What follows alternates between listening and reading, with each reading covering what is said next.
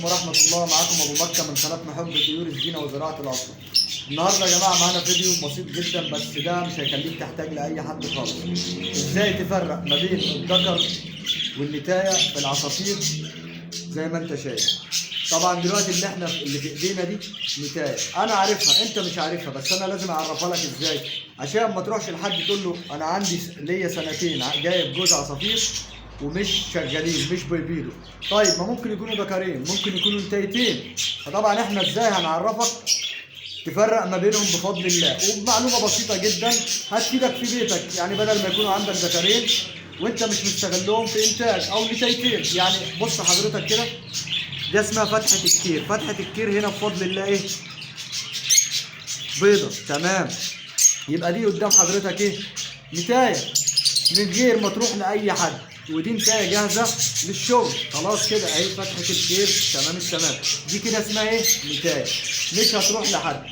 تمام، هنروح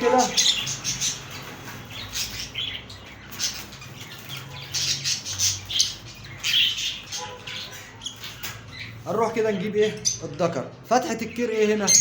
اللون الوردي. تمام كده. كده احنا فرقنا ما بين الذكر والنتاية. ممكن يكون عندك، ركز كده عشان لو عندك ذكرين نفس دي كده انت مش كسبان حاجه. لو عندك اتنين نفس ده في البيت تمام، يبقى دول كده ذكرين انت مش هتستفاد منهم حاجه. لو عندك اتنين نفس دي فتحه الكتير بيضه زي ما انت شايف تمام، يبقى انت مش كسبان حاجه. لو احنا جينا حطيناهم كده مع بعض تمام كده، طبعا ده مش المكان المناسب ليهم، ده انا بوريك ازاي تفرق ما بينهم. واضح جدا، ادي النتايه قدام حضرتك وادي الذكر قدام حضرتك. تمام كده، دول قص جاهز للتزاوج بفضل الله. ودي معلومتنا، دي المعلومه بتاعتنا النهارده لحبايبنا في القناه بتاعتنا.